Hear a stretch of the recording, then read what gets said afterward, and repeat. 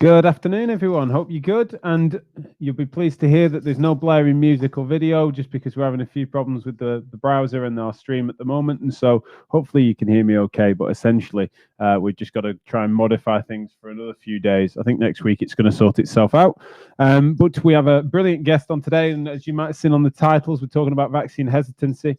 Oliver Thompson, who's a friend of mine and the brilliant host of the Words Matter podcast, of which, if you haven't heard that show and looked into his work, then you are missing out. Absolutely brilliant and thoughtful analysis coming from Ollie and friends with regards to the way in which communication and raising our standards in that direction can, of course, be of benefit to patients and clinicians alike. And whereas we're not yet going to be weighing into some of his other work, but although he's promised me that he'll join me on the podcast at a later date to sort of get stuck into that, because he's been doing some brilliant work with our mutual friends at Cause Health. But today, I wanted to try and get him on the show as soon as possible to talk about his latest editorial that he's written in the Journal of Osteopathic Medicine, I think it is, and it's about vaccine hesitancy in osteopathy.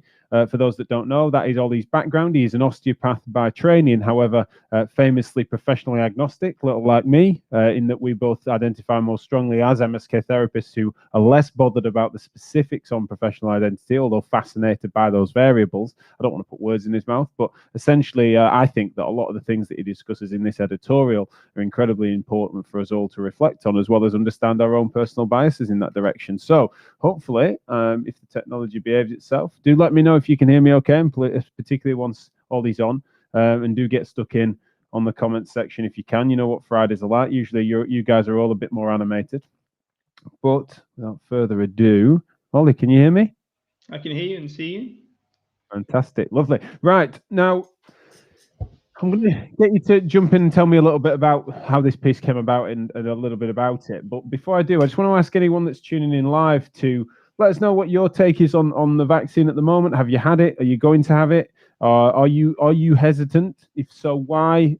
Feel free to know. This is an open forum and certainly a safe place to share those sorts of things. But particularly around the context of what we're going to discuss on this article is that this was a multi-layered, multi-level analysis from you and colleagues. How did it come about, and what do you think? So thanks, Jack. So it came about. So firstly, the paper's open access, so everyone can get hold of it.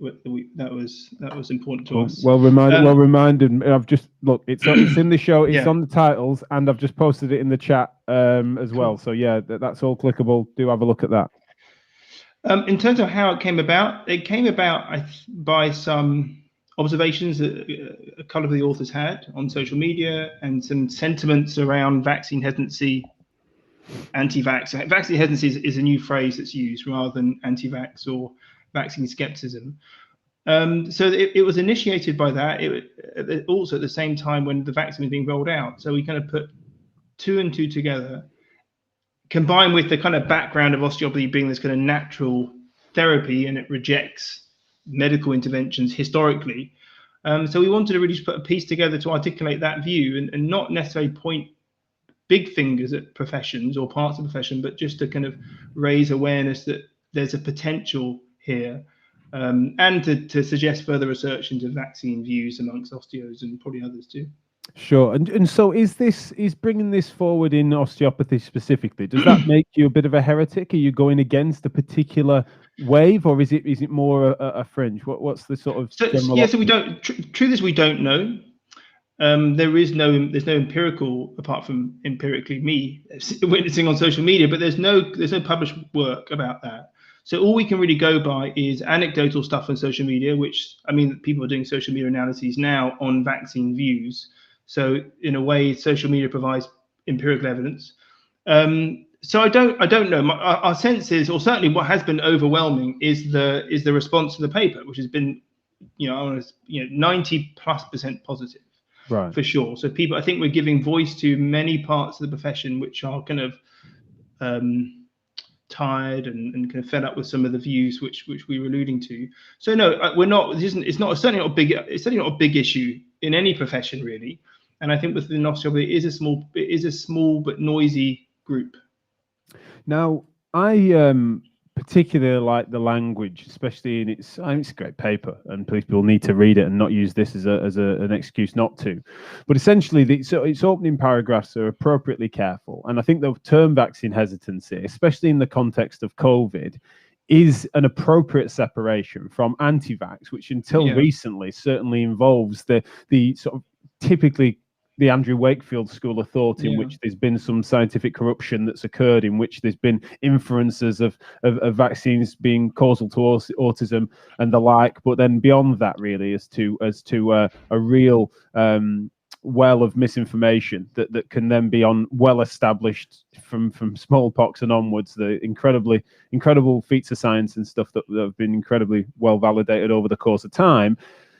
That the people that are opposed to those for sometimes naturalistic reasons and other forms of pseudo skepticism, I think there is a real relevant distinction and quite crisp lines between that and those that are thinking, that's been pretty speedy, and that we were told this would take years, it's only been months. You know, it feels like that's a more appropriate and very human response to have a hesitancy, and I prefer that language. Were you at pains to make that distinction? Yeah, so I've been aware of the term, but I hadn't been aware that it had been this is the kind of the new nomenclature in the literature. I think that I had the Pfizer vaccine. I was kind of hesitant, or rather, I had some moments where I thought, I wonder what that'll be like. I wonder if I'd experience any adverse effects. And so I wasn't hesitant, but I was reflective about the experience. Yeah. Did you ever feel like that when you had your Hep B vaccines? Like this, or when have you ever had a yellow fever jab, for example? Have you been? Yeah, so all that stuff. So it's the same. Actually, I think with this particular vaccine, I was a bit more interested or aware of those emotions. We didn't get a chance to really separate in the paper, disaggregate. We tried to, true questions, genuine questions that we all have as kind of interested clinicians and sciencey type people. I wonder how they did that in such a short time. I wonder if they did kind of, cut corner, totally genuine questions that clinicians might have. We didn't really get a chance or space to really separate out those views from the other end of the continuum, which is, this is just the worst thing in the world. No, and some of the quotes on social media were, no osteopath worth their salt would have a vaccine, or give, not many views, but some really strong opposing views to vaccines. But they kind of seem to lie in a continuum between a bit kind of wondering what this thing's going to be like, but otherwise, open to having it and all that kind of stuff, to complete resistance. And so we didn't get a chance to explore that continuum, and that wasn't the purpose of the paper, really. No, and also, it's got to be an appropriate parameters to a paper, otherwise it's a book, isn't it? And no doubt, maybe that will come from the response, perhaps. And it took us 2 weeks. We wrote it in a couple of weeks. I think from me having the idea, drafting it, and then just bouncing it around to the rest of the team, and we got it done in like 2 weeks or even less, perhaps. So it was pretty rushed. Amazing feat, and especially if you think about Iodema Brockwell. I've had Tom Jessen on recently. We've got a couple of other books of friends of ours that are out soon and stuff. As soon as anyone's putting anything on paper, be that a book or a paper like this, then I'm always in awe, because it takes me 2 weeks to write an email. So I'm just over the moon that you've done it, and thank you. So just talk us through a few of the things that we've kind of alluded to already. But what is it about osteopathy, and do you feel that there are appropriate then proxies across MSK, or do you think it is something that there is a relevant distinction to be made? So I've got to be. So I'm careful, because my views don't represent my employer. That's the first thing. But I don't know. So the truth is, I don't know if there's anything special about osteopathy compared to other similar professions. We know, I suppose, the most obvious example is the chiropractic profession.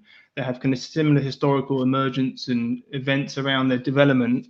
And there's probably, I think, my sense is stronger view. So in terms of what is about osteopathy, which is different than other professions' vaccine hesitancy, I can't say. We'd all be speculating, because there isn't any kind of evidence to point to any, and there isn't evidence even to say that osteopathy is more vax hes or less vax hes than other professions. But what we outline in the paper is that there are some kind of edicts and some principles which appear to be, on reasonable reading, compatible with the current vaccine hesitant views, such as mistrust of medicine, mistrust of big pharma, wanting to be natural, fears around harms and safety around vaccines. So those kind of views were those current views around vaccines seem to be compatible with the historical concepts and principles which float around osteopathy. we don't know. There's some evidence to say that even modern practitioners kind of, they're pretty not fussed about those principles. Some of them don't even use them. So it's not a clear trajectory that this happened 150 years ago. This was the thinking 150 years ago. Therefore, the same thinking applies now. We're not really making that case, but we know that there are osteopaths who adhere very strongly and religiously to those traditional ideas, and so we're kind of speculating that there's a potential there to hold, vaccine hes views. Yeah, you can make sense of the sort of ideological roots that would be consistent. It's always you're looking for those sort of consistencies that might mean that people would, if they perceive that naturalistic tendency to then aspire away from medicine, from chemicals, from big pharma, then you could comprehend the fact that would then be considered to be just another flavor of poison that's come up with recently, of which especially different reasons, including the ones that we mentioned before, that mean that the perception and understandable perception that this has been sort of rushed to market is one that would be a red flag for many people. Yeah, I mean, there are, and with that, even though I'm saying it's speculation, we can't kind of map the history to current osteopaths' current views around vaccines. I mean, some of those on social media are espousing, they are citing traditional reasons to reject vaccines. So there is some evidence, if you like, that they're not, these aren't imagined linkages, that actually people are saying this wouldn't have been done, or AT still wouldn't have approved of this, that kind of stuff. So there is some evidence, albeit kind of a handful of clinicians, that they're relying on historical kind of dogma to support their views now. Well, let's be consistent to mine and your shared interest that when we refer to evidence, we are not referring to statistics, right? So this is one of the things that me and you will talk about another time. And so therefore, I'll do something that I won't be painting with a broad brush, but then similarly, I can speculate more confidently, perhaps as well. Me not having a boss helps here, but essentially, I think there's probably some overlap between distinctions to be made across a variety of different professions with regards to, let's see, independent of vaccines here. It's almost, let's just go chemical hesitancy, right? Pharmacists, pretty comfortable and confident with regards to the ways in which biochemistry and the use of medication. Doctors, similarly, more chemically minded, and literally that is the two professions of which you need to have a good basis in chemistry science at A level in the UK, for example, and beyond. And then I'd say that they would be more comfortable than, say, physiotherapists and occupational therapists, of which are less, because you can imagine that physiotherapists would typically be trying to advocate for rehabilitation and exercise-based modalities, even manual therapies, ahead of, say, medicinal and say surgical interventions of medicine. Those distinctions are more overlap than there are distinction, but I think that's where it comes into the therapies game, ends up being at least a little pharmacy skeptic at that degree, because we try a lot of our core modalities and our passions for rehabilitation or other more it is more naturalistic than, say, pharmacy. And I think that then osteopathy and chiropractic, then again, significant overlaps within the professions, but I can so understand why, if I put that pharmacy at one end of it and complementary medicine at the other end of it, you can so see why that the tools of our trade sort of why that would be, even independent of vaccines. Do you agree or disagree with that? I agree. I think one thing we have which you guys don't have is this historical this history where the profession emerged or created in a way as an alternative to medicine at the time. Like, medicine at the time was crap. It was killing people. You were giving arsenic for kind of sore thumb and all that kind of stuff. So invariably, having some manual therapy was a better option for taking poison. So that was from the start, osteopathy was kind of developed as an alternative to medicine, and whereas you guys developed within that system. You are part of that kind of biomedical system, right? You're working with nurses and doctors, and so I think that those values are probably were more consistent across the AHP group, whereas osteo, some of those traditional values still kind of continue to thrive or still passed down. So I think we've got some historical stuff in there which the chiros have too, and probably the other kind of CAM therapies do. Well, I mean, I daren't go there now because I got nothing but shot at. But osteopathy is now an AHP. I It inferred is, that for me it was sort of I mentioned that it's NHS England, it's an arbitrary who gets that tag, etc. But again, I got shot at, and I can't be asked going back there. But generally, I think that is interesting because I think that distinction you're making is relevant. I think that also being in amongst an MDT, even if it's just early in your career for a few years and stuff, and having to do that and be. It's rarer for an osteopath to be on a ward round than it is a physiotherapist, especially early in career. That's sort of a given. And whilst we know there are examples examples we should champion of better integration, but generally speaking, I think that grounding does mean that you're less likely to be drawn into sort of the narrowness that's sometimes in those CAM professions. With regards to the sort of even if it's only fringe, and I'm pleased to hear that it's 90+% of and I have to say that, and I just got to stress that we're not making a claim that this is a big problem with an osteopathy. What we don't, I mean, we actually don't know, but osteopathies, I know what 90,000+ practitioners, I think globally is the latest number. We don't know in Europe, we don't know in other parts of the world, but our sense is this isn't, certainly in the UK, our sense is this isn't a big problem at all. And so it wasn't saying this is a huge problem, let's sort it out, but rather this is our position as a group of researchers, and we didn't represent the profession. We were a group of academic-y type bods that kind of shared the same sort of views and wanted to put voice to those views. So I suppose the two pretenses are that this paper didn't represent the profession, and also we don't think VAX is a big problem in the profession. We just want to kind of raise the issue and say, there is some room here for some of these traditional views to be used to support a VAX position, and this isn't acceptable given the pickle that we're currently in. Absolutely, no, I can understand that, and I think that you both here and in the paper, I think you told that line appropriately. Now, some people will. I don't want to start getting your hate mail. That's the problem. Well, no, absolutely. I'll filter it for you, mate. That's something. I revel in it. I swim around in hate letters like Scrooge McDuck does money. Like I just find it to be nothing but fuel to my fire. So it's not a problem for me. I'll keep some of it for both of us. Now, what I would say, because you were at pains to do that, and those caveats are important because you don't want to be painting with too broad a brush. People will willfully misunderstand and misrepresent it, and also suggest that you're inferring it's a bigger problem than it is. But you've both here and there in the paper, you've kind of said we don't necessarily know. We also can't say that this is an absolute fringe, because as we've just said, the ideological linkage is pretty well clear, and also similar sorts of concepts can manifest. Especially, I've seen it amongst physiotherapists, and this comes from. I started this show, as I meant, on purpose, in a place where it's like there's no dismissal from either of us or most in our community and network to suggest that we're suggesting that any vaccine hesitancy in this context is something that we're laughing at and satirizing and inferring that that's sort of nonsensical. Absolutely not. In fact, in both my professional and personal lives, I've got people with strong views that are contrary to my own on this. And similarly, I'm certainly not at an end of a spectrum to be then shouting from the rooftops suggesting that there's nothing to worry about and having any conviction in that direction. It's someone that, admittedly, I'll say, and in case I haven't on this show before, but I've had my first dose of the jab, and something that, as Ollie said, mentioned, I had that pause for thought, but then on review and reflection of where I was at with it, certainly felt safe and felt smart for me to do. Similarly, I am also frustrated by the way in which people take a point or a kernel of truth, and then they'll over-exploit that, and sometimes they get carried away on a theme, which is what you're kind of speaking about in this paper, is that people kind of go down that rabbit hole, really.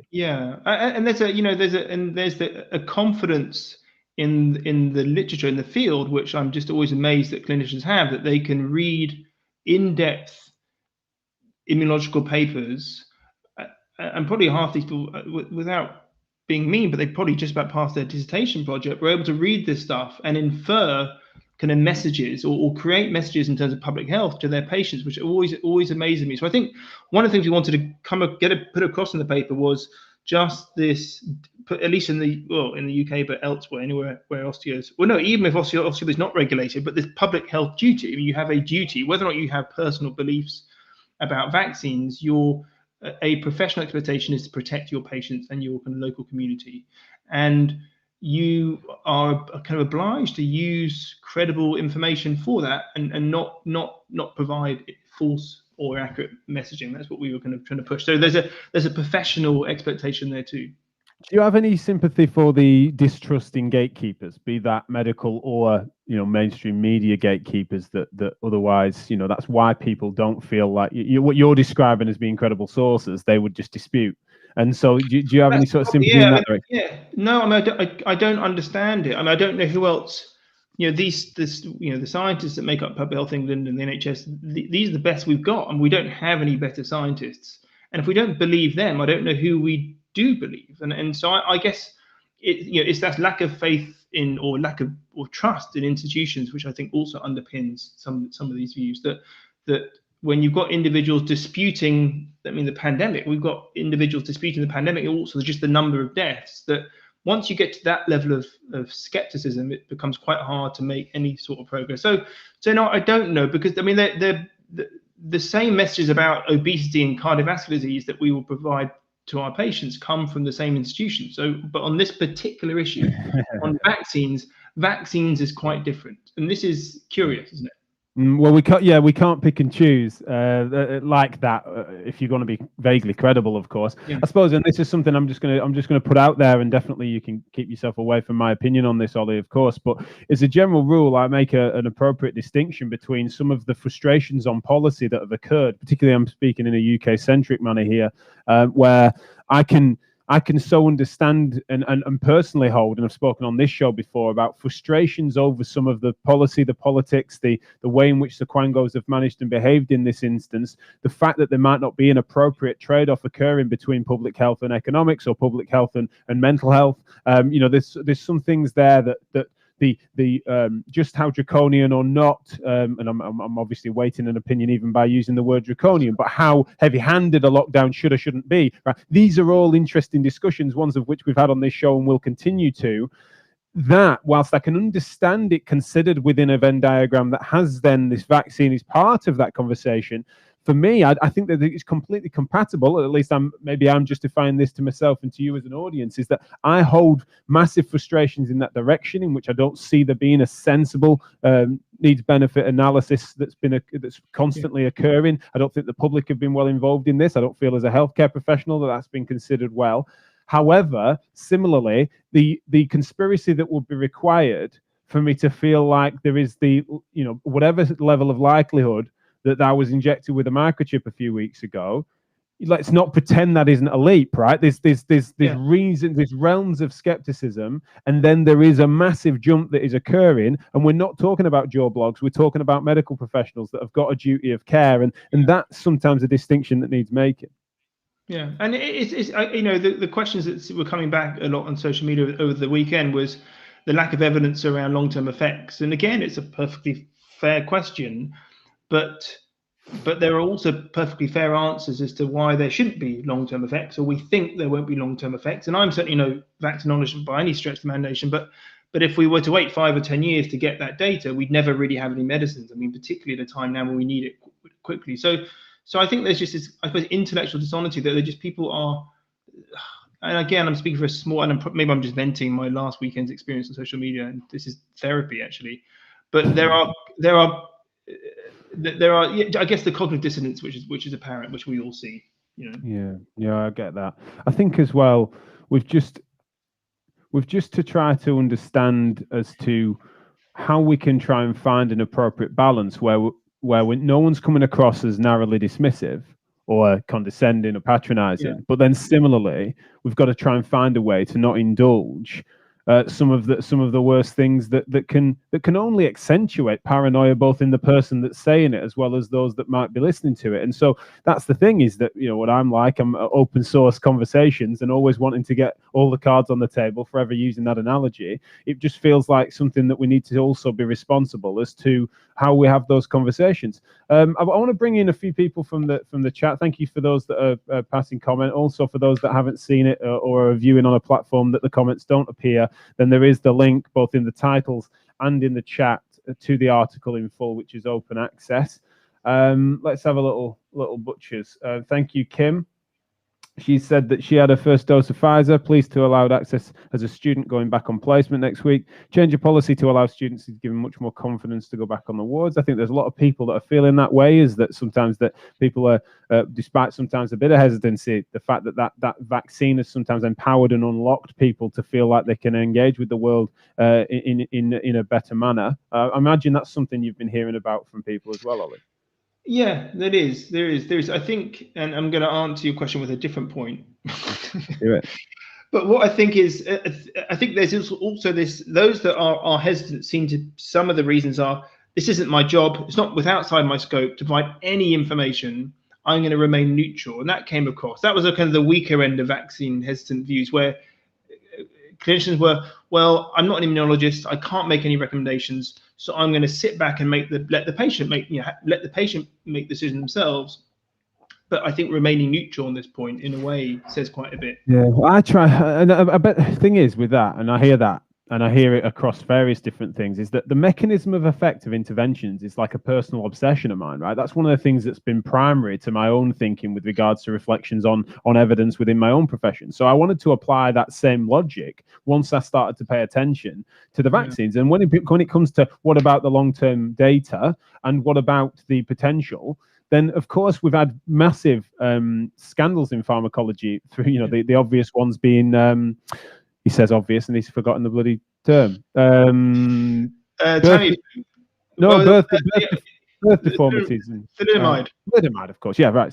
So when we know that you know it's not fair to infer that mistakes can't be made in that direction. However, the mechanisms of effect that we understand with regards to chemicals, and we also understand as to the way in which this vaccine has been made, means that your mechanism of effect is an absolutely reasonable thing to sort of draw down and infer long-term likelihood, even though there are risks. And so whilst, you know, I think that that's the sort of thing that if people don't think in that direction, like if people think, look, I'm not bothered if I lay my hands on someone and it hurts less, I'm not bothered how it works. If that, you know, which we know is a really prevalent thing across our professions, then no wonder they're not going to necessarily apply this similar logic when it comes to vaccines. And I think that that's a big part of this, really. Yeah, and I think that of course there are unknowns, but I think presenting those unknowns to patients at a time where, you know, to say to a patient, well, so the patient says, do you think I should have the vaccine? And the osteopath or the health professional says, oh, I'm just not quite sure. We don't really know the long-term effects. And that's a fair claim, but I think, you know, given where we're in, I think the clinician should maybe hold back. I mean, you know, it's tricky. You want to be transparent. If the patient says, what are the long-term effects? You will say, oh, well, we don't really know. But in a way, by saying that, you're potentially persuading the patient is already hesitant. It's not like it'd be bizarre reading of context to suggest that that's neutral. Like that is not. It's probably not the. I suppose it's that if you are on the fence on this, then the default position is reasonable to then appeal to authority in this instance, isn't it? Like to some extent, like and that's all we were saying. Right, that's all we're saying. Just as long as your messaging's got to be consistent with public health England, wherever your authority is. And so the answer would be something like, you know, maybe it becomes a bit robotic, but you say, you know, Public Health England are recommending this intervention. It's, you know, it is safe. Something like that, you know, much more simpler, and try and reduce that grayness. I've noticed a few comments from Daniel Gerber, a former osteopath, been on the show recently, but he said it seemed that some wanted to burn him. Did you feel got at personally at all by any of this? Yeah, there were some ad hominems, like, you know, you don't see patients, you're just an academic, this is a paper that just represents a small number of people, you're not a real osteopath, all that kind of stuff. I have it, you know, every other day usually. So it's just another reason for him to make the same claims, huh? Okay. Yeah. I love that. I mean, and I know you've got thick skin. You wouldn't be in the game you are, and I know you find it interesting. And no, but the funny thing is that the more comments came back, it just totally supported the need for the paper, which is quite interesting.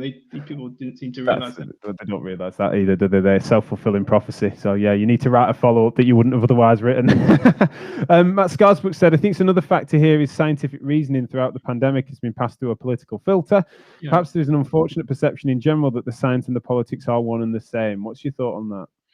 I think certainly science gets used by politicians, and it's certainly, I think in this case more than ever, it's been framed politically in so many different ways, and it's hard to disaggregate some of that, but I suppose it's the duty of the clinician to step back and to see what's true, if you like, and try and remove some of those political aspects to it. And so yeah, but I can see how that, again, it muddies. I think some of those emotional reactions to vaccines are intertwined with kind of political discontent or views as well. And also there is a and this is where where I've made sure that you can wash yourself of this opinion of mine if needs be, but it's kind of the I've mentioned about the incoherence of much of the policy is something that can only breed skepticism, and I'm really sympathetic to that. Is like everyone is trying to make sense of this and the gross inconsistencies that are occurring, and then you have politicians saying, just following the science, mister. It's kind of like you can so understand how these things, these inconsistencies, these incoherences